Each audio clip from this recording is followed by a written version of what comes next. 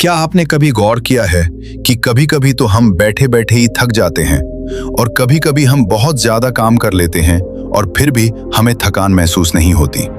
आप पूरे दिन घर पर बैठे रह सकते हैं, लेकिन पूरे दिन बैठने के बाद जो ऊब पैदा होती है वो हमारे शरीर को निढाल कर देती है, हमें थका देती है। लेकिन वहीं अगर हम कोई खेल खेलते हैं तो हम उसमें खूब भागा दौड़ी करते हैं, खूब शरीर को थकाने की कोशिश करते हैं, लेकिन खेलने के बाद एक चुस्ती महसूस होती है, जैसे शरीर का रोम रोम खेल उठा हो। अगर आप देखें तो ये बात अपने आप में विरोधाभास है। भाई, प्राकृतिक रूप से होना तो ऐसा चाहिए कि आदमी जब खेलता है तो उसका शरीर थकता है, इसीलिए खेलने के बाद उसे थकावट महसूस होनी चाहिए। और जब आदमी खाली बैठता है तो वो अपने शरीर को थका ही नहीं रहा, वो तो आराम कर रहा है, तो फिर उसे थकावट क्यों महसूस होती है खाली बैठने में? अगर आप इसका जवाब जानना चाहते हैं तो इसका जवाब है हमारे मन की ऊब। जहां तक शरीर की बात है, शरीर को थकाने से मन नहीं थकता, और अगर आपका मन थक जाता है तो आपका शरीर साथ नहीं देता। ऐसा ही होता है खाली बैठने में, और मन की इस ऊब को हम तनाव कहते हैं। आज की जो कहानी मैं आपको सुनाने वाला हूं, उसमें आपको तनाव के बारे में संपूर्ण जानकारी मिल जाएगी। और अगर आप तनाव को समझ लेते हैं तो आपके जीवन से दुखों का मिटना निश्चित है, क्योंकि दुख तनाव के कारण ही पैदा होते हैं। तो चलिए इस कहानी से हम तनाव को समझते हैं। इससे पहले कि आप इस कहानी में खो जाएं, इस चैनल को सब्सक्राइब जरूर कर लें। तो चलिए कहानी शुरू करते हैं। ये उस समय की बात है जब बुद्ध आम्रवन में अपना समय व्यतीत कर रहे थे। उस समय तक बुद्ध की ख्याति दूर दूर तक फैल चुकी थी। काफी दूर दूर से लोग अपनी चिंताओं और दुखों के बारे में बुद्ध से समाधान खोजने के लिए आते थे। ऐसे ही एक दिन जब बुद्ध आम्रवन में अपने शिष्यों को उपदेश दे रहे थे तो एक अधेड़ उम्र का आदमी अपने 22 से 23 साल के लड़के को साथ लेकर बुद्ध की तरफ चला आ रहा था। बुद्ध ने एक नजर उन पर डाली और उपदेश में बैठने के लिए कहा। जब उपदेश खत्म हुआ तो बुद्ध ने उस आदमी को अपने पास बुलाया और अपने पास बैठने का इशारा किया। जंगल में हरियाली छाई हुई थी और सुहाना मौसम था। जंगल से भांत भांत के पक्षियों की आवाज वहां पर गूंज रही थी। इसके बाद बुद्ध ने उस आदमी से आने का कारण पूछा। इस पर वो आदमी कहता है कि हे तथागत, मैं 2 दिन की यात्रा करके अपने बेटे को आपसे मिलवाने के लिए लाया हूं। ये मेरा इकलौता पुत्र है। ये हमेशा थका थका रहता है। ऐसा लगता है कि इसके शरीर में कोई जान ही नहीं है, कोई प्राण ही नहीं है। अगर हम इससे कुछ कहते हैं तो ये हमारी छोटी छोटी बातों पर गुस्सा करता है। इसकी देखने की क्षमता भी उम्र से पहले ही कमजोर हो गई है और इसके बाल भी पकने लगे हैं। मुझे तो कुछ समझ नहीं आता कि ये सब हो क्या रहा है। भला इतनी कम उम्र में ये इतनी बड़ी उम्र का लगता है। हे बुद्ध, मैं अपने बेटे को लेकर बहुत चिंतित हूं। जब मैं अपने बेटे को चिकित्सकों के पास लेकर गया तो उन्होंने कुछ औषधियां देकर कहा कि अपने बेटे को तनाव कम लेने दिया करो। वो अपने दिमाग में तनाव लेता है और इसी वजह से उसकी ऐसी हालत हो रखी है। लेकिन उनके लाख बताने पर भी मुझे तनाव का मतलब समझ में नहीं आया। मुझे पता ही नहीं कि तनाव होता क्या है और उसे कैसे उसके दिमाग से निकाला जाए। उसके लिए पहले तो मुझे ये समझना होगा कि तनाव होता क्या है, और इसीलिए बुद्ध, मैं आपके पास आया हूं। कृपया करके मेरी समस्या का समाधान कर दीजिए। ये सुनकर बुद्ध उस लड़के को बड़ी गौर से देखते हैं। उसकी आंखों में देखते हैं, उसके चेहरे को देखते हैं और फिर उसके हाथ की नब्ज भी देखते हैं। ये सब विधियां करने के बाद बुद्ध उस आदमी से कहते हैं कि तनाव लेना तो कोई नहीं चाहता, लेकिन फिर भी तनाव लोगों को दीमक की तरह पकड़ लेता है और इंसान को ये पता ही नहीं चलता कि वो तनाव में जी रहा है। लेकिन अगर वही इंसान तनाव को समझ लेता है, तनाव के बारे में कोई ऐसा पैमाना बना लेता है कि उसे पता चल सके कि वो कितना तनाव में है, तो वो उस समस्या का समाधान भी खोज सकता है। मुख्य रूप से तनाव के 8 कारण होते हैं। इसके बाद बुद्ध कहते हैं कि सबसे पहले तो हमें ये समझना होगा कि तनाव होता क्या है। जब कोई इंसान कोई काम कर रहा होता है और उसका मन कहीं दूर भटक रहा होता है, कल्पना में होता है, तो उससे शरीर और मन के बीच दूरी पैदा हो जाती है। और जितनी दूरी शरीर और मन के बीच में होगी, हम उतने ही निद्रा की अवस्था में होंगे।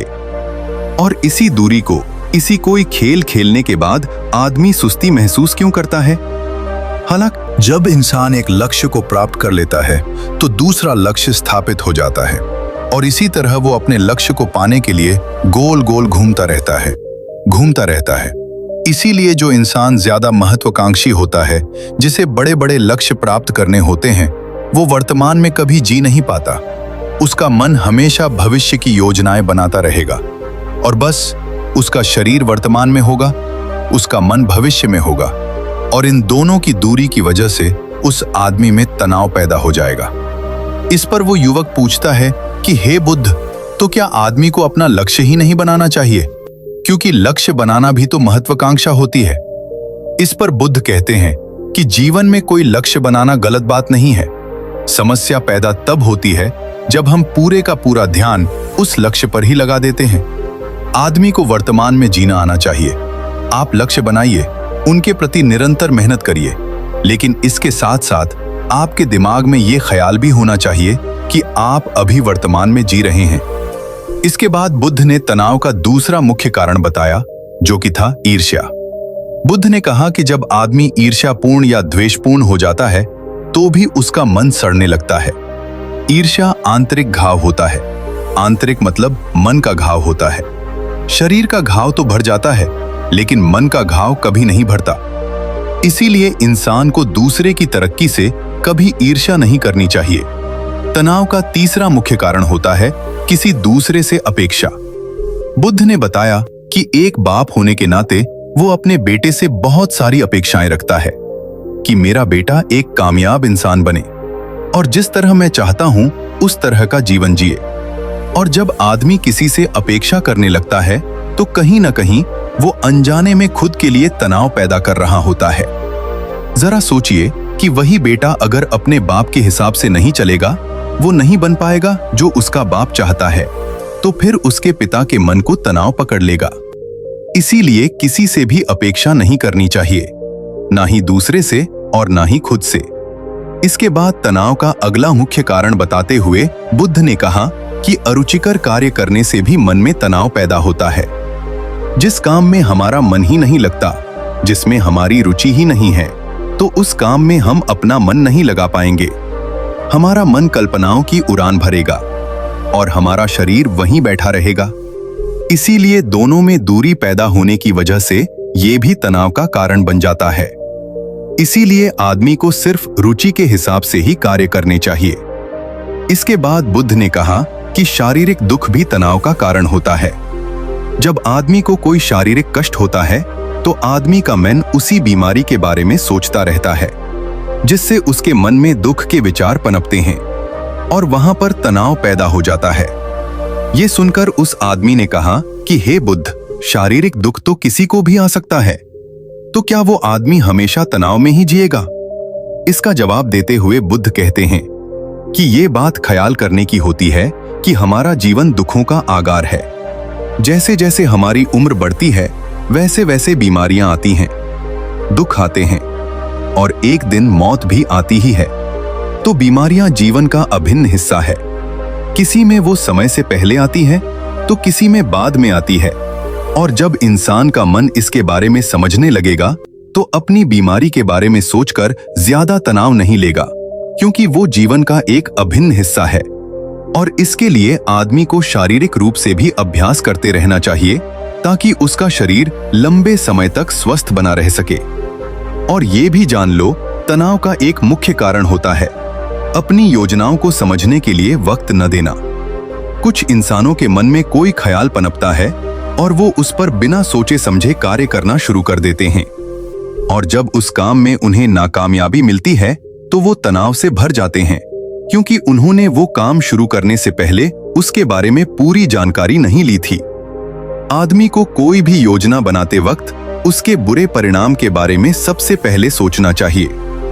हमें ये सोचना चाहिए कि अगर ये योजना कामयाब नहीं हुई तो फिर मैं क्या करूंगा।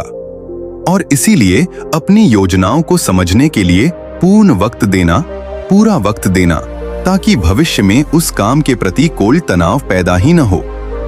और सबसे आखिरी कारण जो तनाव का होता है वो होता है ज्यादा सोचना।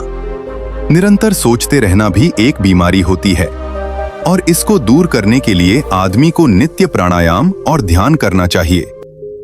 ये सुनकर उस आदमी ने हाथ जोड़ते हुए बुद्ध से पूछा कि हे बुद्ध, मेरा बेटा तो अभी मात्र 23 साल का है और उसमें इतनी समझ भी नहीं है कि वो इतनी